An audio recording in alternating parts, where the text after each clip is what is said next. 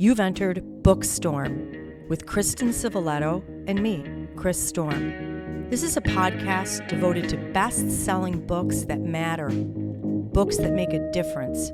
We're diving down deep with beloved authors about their stories. We're exposing hot-button topics and heartfelt themes, the issues that affect each of us in our own lives, as siblings, parents, partners, friends, as human beings. We're braving new ideas, fresh thoughts, hard lessons, and important truths. Those kinds of things that stay with us long after we turn the last page and close the book. So happy to have everybody back here on BOOKSTORM Podcast. Listeners in 70 countries, Kristen, blows my mind. All 50 states and like 1,500 cities, I've lost count. It's because of listeners like you, book lovers, and authors like the one we have here today that Kristen and I have been successful at BOOKSTORM. So welcome to Heather Moore. We're thrilled to have you join us today, Heather. Thank you for having me on your program. I'm really excited to be here for sure. Well, let me tell our listeners a little bit more about you. You are also known as H.B. Moore. You're the author, you're a USA Today best-selling author of more than, did I get this right, 90 publications? Yes. This is Just adding up. astounding. It's astounding. Don't stop there. She writes primarily historical and hashtag her story fiction about the humanity and heroism of the everyday person. We love that. Her ancient era historicals and thrillers are written under the pen name H.B. Moore. We're here to talk to her today about a book that's written under Heather Moore, which is called Under the Java Moon, which we love, an important book. Heather also writes speculative fiction under the name Jane Red. Now, I like what she says in her bio because she says this can all be confusing, so her kids just call her mom. That's very correct. You attended the Cairo American College in Egypt, the Anglican School of Jerusalem in Israel. Despite failing your high school AP English exam, there's some huge inspiration to everyone out there who may be struggling in anything. Heather persevered and earned a Bachelor of Science degree from Brigham Young in something other than English. Okay, that's okay. We're very excited to have you here. I've seen that you have won a lot of awards, and I've got to mention some of them. Goodreads Choice Award semifinalist, Indies finalist, ALA Best New Books, 6-time Best of State recipient for Best in Literary Arts. Wow. A Maggie Award winner, 4-time Whitney Award, 2-time Golden Quill, all well-deserved. And this book, Under the Java Moon, falls right in line and just goes to prove it. And Heather, super excited to talk to you today. Thank you. Well, Heather, as Chris mentioned, we're here to talk to you about your new book, Under the Java Moon. And let me get that in our screen there. And I like to give our listeners just kind of the background of the story without any spoilers. And at the end, if you want to add anything, of course, we would love it if you did. Now, your story takes us to 1941.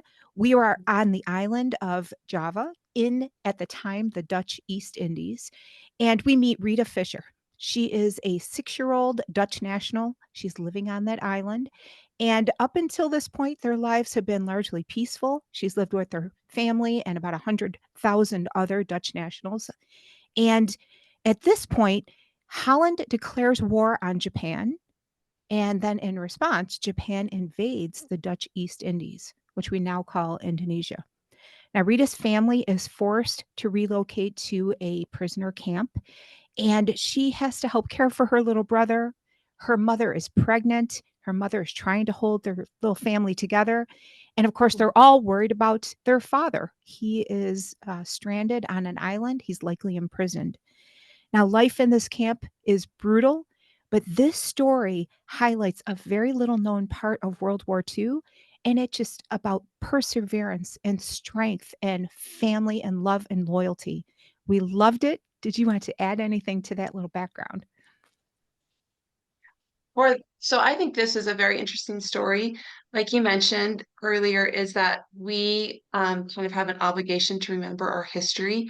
And this was a story that I had never heard of. I'd read things like Unbroken and A Town Like Alice, that takes place in the Pacific Rim. But I did not know that all of this was going on in Indonesia during World War II. So this was fascinating. And it gave me, I guess, the courage and confidence to write a World War II novel, even though there are quite a few amazing books out there on this exact era. Yeah, I agree. And, Chris and I, we read a lot of World War II novels just for that reason, to remember and to have a better understanding. And I think that your story really adds to that body of literature and is also very gripping. Thank you. One thing that's a little bit maybe different about this story compared to some of my other historical writing is that I was able to interview Rita and um, pull from her some of her memories and her experiences. And also, her father, George, had written a series of articles about his experience um, getting stranded in the Java Sea and on an island until he was put into a prison camp called Glodok. So I was able to take kind of those two pieces, and then I also crafted a point of view from her mother because I felt like in the women's camp that it would be a disservice to the reader if we just saw the experiences from a child's point of view. I wanted to also have the adult point of view in there as well. Yeah. Yeah, absolutely. And it gives your story just a sense of authenticity. And now I understand fully why. Well, I could see that you did a lot of research into this, and this is actually based on some truth, which a lot of World War II historical novels are. And I wanted to say that we readers are very grateful to you, Heather, and also to Rita Marie, AKA Mary, for sharing this important and tender story. And I want to quote something that she said: to live or to die was the question she faced each day. Family and friends were everything important. Her mother spoke wisdom to Rita. In the beginning, her mother kept saying to her, "All will be well." And in the end, her mother said to her, "You need to forget and forgive." Could you expand a little upon Rita's ability to do both of these things, to believe everything is going to be okay, and then to be able to forgive and forget? And I had to wonder, is this the secret to overcoming evil? Um, I I think it's definitely part of the secret. Working on this story with Rita, she went through a lot of emotional memories. I had a hard time finding anything traditionally published on this experience that the Dutch went through. I mostly found self-published memoirs. And so as I was reading these memoirs and saying, "Oh, well, let's put this experience in here," and she would suddenly say, "Oh, wait, I remember that." And so it was definitely a very emotional journey for her to go through. And she recently told me just a few weeks ago when the book first came out that she really cried a lot when she was reading that first draft. And so obviously she was still processing as we went through this journey of writing together. But she's also told me that she found new peace because she was sharing these details finally in a more public manner. And she also has, since the book has come out, she's really felt an outpouring of love and support from family members. She's had friends contact her and say, "I didn't realize all the depth of what you went through." But she's not necessarily looking for pity or necessarily compassion, because her story really is a survivor's story. And as we all know, that survivors, they're the ones with the strength. Um, and she is just grateful that she was able to live long enough and to have this long and healthy life, and so that she can share this history and she can share how her family, rose above these war crimes that were committed against them. So, like, to your original question, is this the secret to overcoming evil?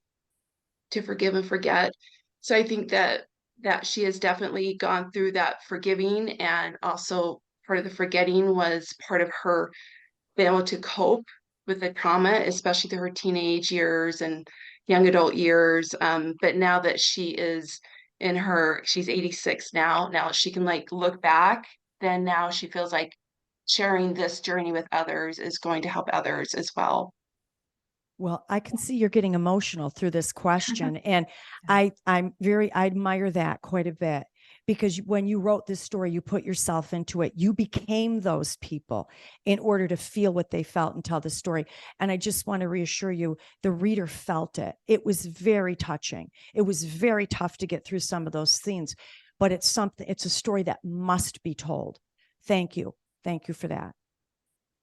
Yeah, in fact, as you were speaking, I was thinking about just some of the world events that are going on this week in a couple different corners of the globe, and it's especially resonant with what you were talking about. So, Yeah, it's hard to see that happen because we now can see it in real time, and we see the news and the videos, and even on social media we see these posts, and it's hard because we've read these books on World War I, World War II, and we know how things can escalate. absolutely. Well, Heather, I wanted to ask you a little bit about something that you mentioned earlier. A lot of people are unaware of the circumstances surrounding Japan's occupation of the Dutch East Indies at the time and the imprisonment of more than 100,000 Dutch nationals. I wanted to ask you, why do you think this was such a little known aspect of World War II? That's a really good question because I was honestly almost in shock and amazement when Rita first told me her story. And I thought, how did I not know? I mean, like both of you, I've read a lot of World War II fiction, and also just the history of it. I've been always fascinated with all the different moving parts of it. So looking back, I really think that part of it has to do with the general traits of the Dutch people. And of course, this is just reading about them, but they're very disciplined, very conservative. They're very thrifty and hardworking, and they are also very private. And I saw this when I talked to Rita about her mother, when Rita would say, yeah, I would ask my mother as the years went on, the parts about the war, and she would just say she didn't want to talk about it and she was forgiving and forgetting. And so Rita realized that she was also doing this herself because her parents had two more children after the war. And so her younger brother and a younger sister would ask Rita about it, and she would kind of start saying the same thing. But also the other part, the political side, is that the Dutch East Indies were colonized by the Netherlands. And so, of course, one country, one power colonizing another disadvantaged country, that is not, of course, looked kindly upon. And in fact, even though the war ended basically in 1945, the Netherlands did not grant independence to Indonesia until 1949. And that was with a lot of pressure from the other allied countries. So they don't have a pretty history. And so I think that's another reason that maybe deep diving into the whole scope of the Dutch East Indies morphing into Indonesia, there's a lot of feelings there. Um, Probably the final thing I'd say on it is that probably you and we have relatives or ancestors that did fight in these wars, and they didn't want to talk about it. It was traumatizing to them. And I was talking to one lady that has a grandparent that was in one of those camps in Indonesia. And she said when she returned to Holland, no one wanted to hear about her suffering and her story because they had all suffered. So the Netherlands had been occupied by the Nazis during the war. And the, I guess the attitude was, well, go get a broom and clean up. We're rebuilding our cities. And so it was more of like, okay, we've all been through horrible times and we're all just going to move forward now. So that's why these stories weren't shared. Yeah, very well said. And I like that in your story you acknowledge the complexity of the situation with being a colonial power occupying a place where your um, character wrestled with that a little bit and had empathy because she was looking at things from a different point of view now. So I applaud you for even addressing that issue. Mhm. Yes, we know so many people who have suffered in World War II. I have two uncles, one who came home without his legs. The other was the first to enter Auschwitz to free people. They would never talk about it. I learned it from stories from their spouses that they whispered over the years, and they must be preserved. It's a wonderful thing that you're doing with this book. One scene hit me very strongly. The notoriously evil Japanese Captain Sonai. He demanded roll call of the prisoners of war several times a day. He demanded the prisoners come out, whether they were sick or not, bow, remain in a bowed position for hours. If anyone faltered or failed, all the prisoners would be beaten and starved. There was a scene when Mary watched Ida holding little Georgie's hand all night long. In this moment, of all things, I couldn't get over this. Mary said, and I'm going to quote, "I knew humanity still existed." Wow. And in the end of the story, she was able to recall, I'm going to quote again, "a few happy moments," even in prisoner of war camp. We call these things little acts of kindness, and it's astounding how important these were and still are today. You, as the author, and after interviewing her, could we say that these things are the meaning of life? These little things?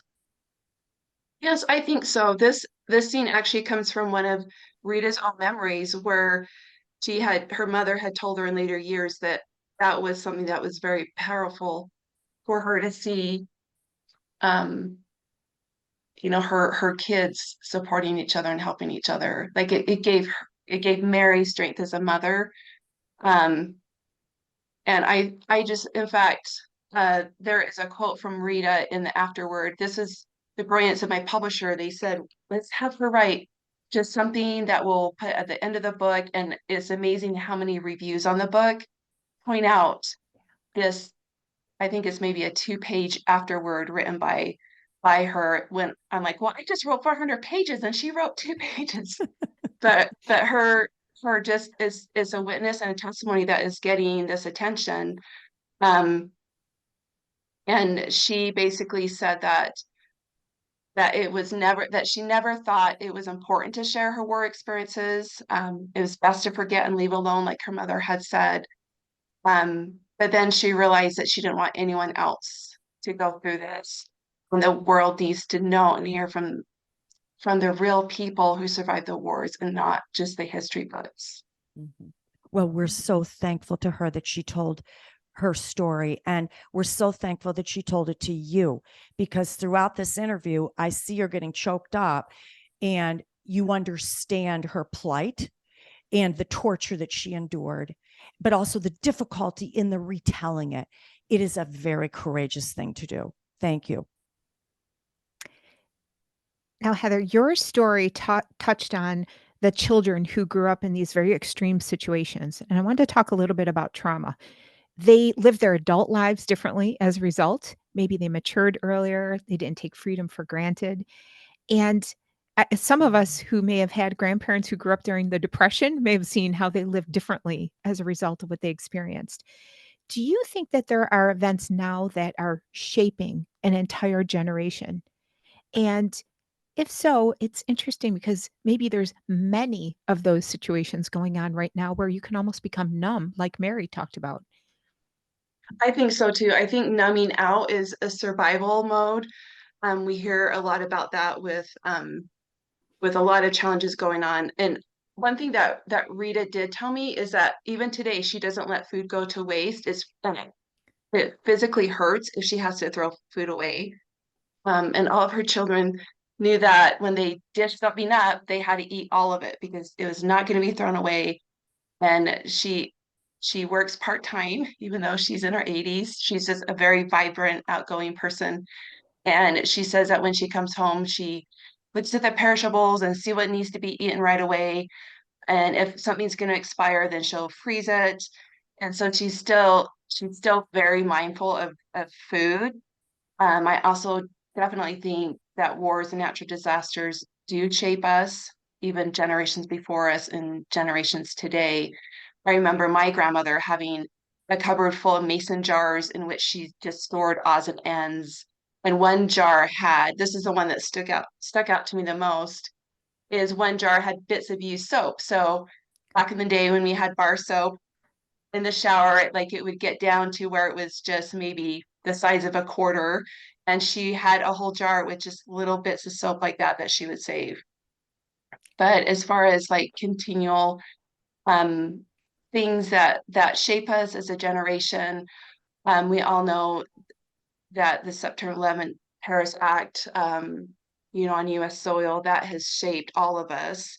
And in fact, some of our children that maybe weren't even born back then, it still shapes how our security is ran and how we look at different aspects of our life. And of course, the global 2020 COVID crisis. We are still seeing the ramifications of that today, and in small ways and in larger ways. Yeah. I hope it translates into gratitude Yes. on many respects for our freedom, for the people who sacrificed. So very well put. I love that. You both said that because I really feel like when we read stories like this that are not from the too distant past and we remember 911, I guess what we realize is this is a reality. This happened and this could happen. So what do we do now moving forward to ensure it never does? And I also, the starvation at the POW camp, it just really struck me hard. We are so very blessed in this country that there is food available. Even if you live on the street, there is food available. There's food stamps. I'm sure someone would say to me, I don't have food. I'm not talking for everyone, but the majority of us, I don't know what that would be like. And I cannot imagine how you could come out of a POW camp and ever be the exact same. Never, never. So I hope she listens to this podcast.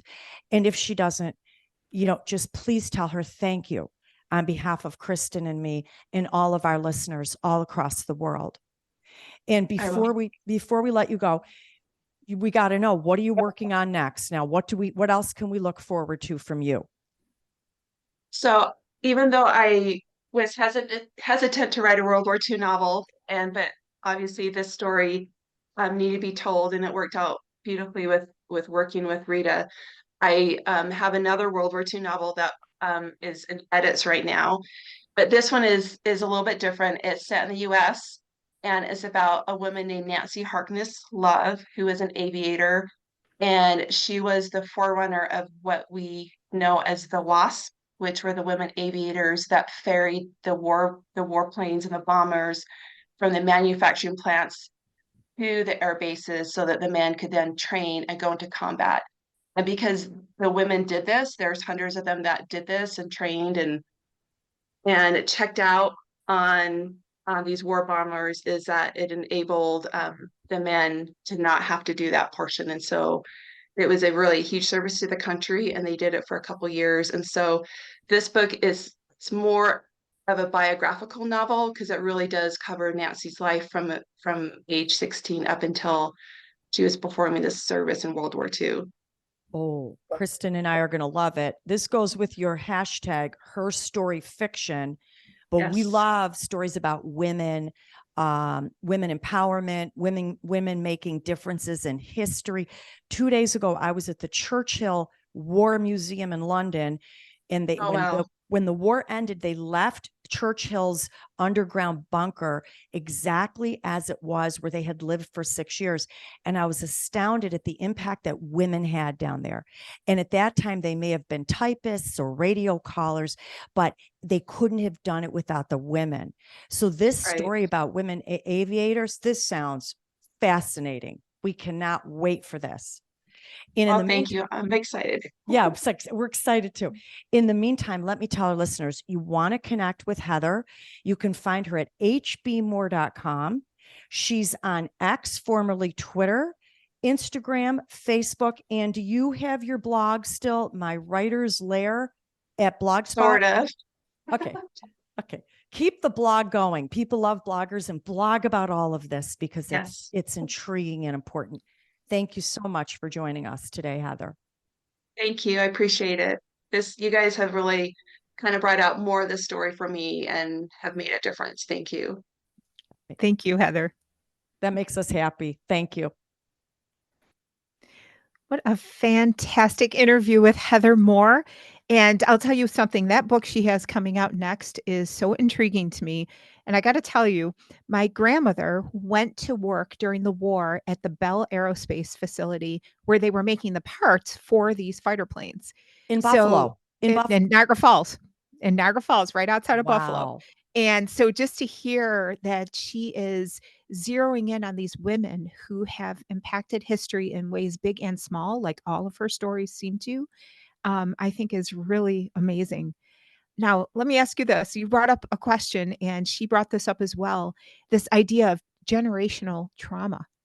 And I wanted to see what you thought about this because you and I both are at an age where we saw people who were impacted directly by World War II and maybe did things differently as a result.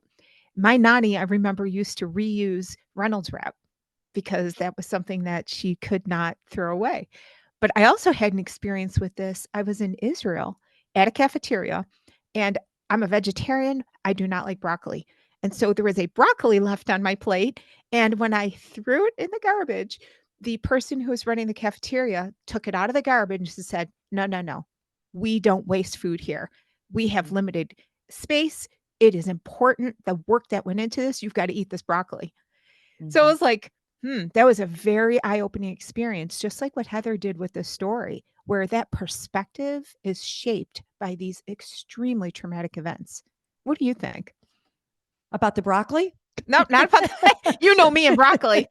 I agree. I know. I remember during World War II hearing rumors that Europeans were saying they were starving, and there was a little scuffle on the street where the rumor was the Americans are throwing out food. And in their minds, they could not even comprehend that someone would be able to do that. And this is why stories like this are so important. Yes, you cannot come out of living like that and be the exact same person.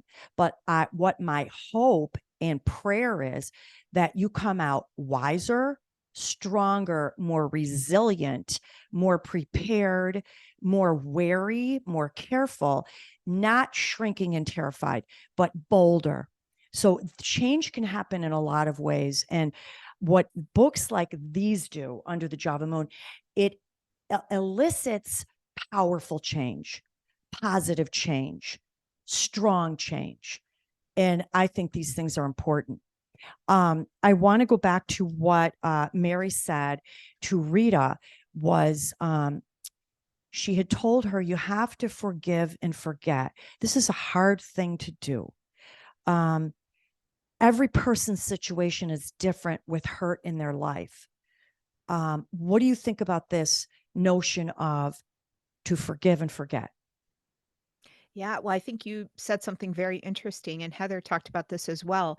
There's reasons to remember, constructive ones, just for the reasons you listed of being wiser, more mature, not repeating those mistakes. Mhm. But maybe we have to think in terms of forgiving, but also remembering for the right purposes, not where you, as you pointed out, beat yourself up every day over a situation.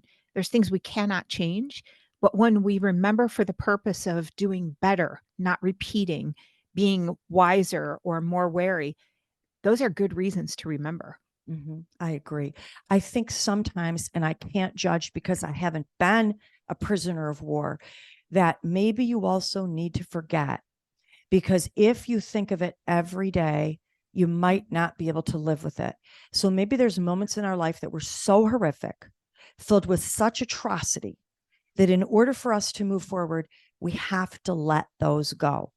And I think what Mary was saying in letting things go is this idea of forgive and forget. It doesn't seem fair. It doesn't seem right. But maybe for your own mental health, there are some things you've got to let go. This is some tough stuff we're talking about here. There was another something that somebody says, what sees you through these difficult times? The other side of the coin to what she said, to Mary said to Rita, is good days are still to come. What a difficult thing to believe in when you have nothing and you're a prisoner of war. To hold out that hope. She was very wise, this mother. I feel like she was very wise. How do you feel about that? This is a tough thing to do, hope in when times are horrible. Yeah. While looking at the story, I think hope was represented by these children and the fact that they would have a future at some point and that they would do better and not make some of these same choices that we see people making during World War II. So I think that you have the right word there. It's hope. And to me, hope is these children. Mhm. And I'll tell you, so it's not a spoiler to say that that Mary delivered a baby at the prisoner of war camp and was worried that she would have enough milk. I'll tell you that, and then little Georgie, watching him in the camp, there is nothing that breaks my heart more than anything done to a child. And this was some very difficult things that were endured. I just can't get over any of it. It's just astounding. And I'm so grateful to this family for sharing their story with Heather B. Moore. So grateful. So hold on, readers. We got a great list coming up for you still this fall. We've got Lisa C., Lady Ton's Circle of Women, Patricia Cornwell, Unnatural Death, Tess Gerritsen, Spy Coast, Jenny Colgan, Midnight at the Christmas Bookshop, Jacqueline Machard, A Very Inconvenient Scandal, John Mars, The Vacation, Virginia Contra, The Fairy Tale Life of Dorothy Gale, Kathleen Grissom, Crow Mary, Nick Petrie, The Price You Pay, and Nita Prose, The Mystery Guest. And listeners, as Chris mentioned, we are growing every week because of these amazing books and these amazing authors and because of you. We're very grateful that you're listening and that you are sharing our socials. And we ask that you please continue to do so. We have an entire backlog of all kinds of amazing authors. So when you do listen to your favorites, just keep searching. We're coming in on 100 and we are super excited about that. So thank you, thank you, thank you. And listeners, we just ask that you stay on the radar with us. You can find us at bookstormpodcast.com, find us on Facebook, and of course on X, on TikTok, on Instagram. You can go to YouTube and you can see some of these amazing authors just by putting in Bookstorm and podcast, and we should come right up. So until next time, one of the best ways to brave the storm is to dive down deep into life-changing fiction.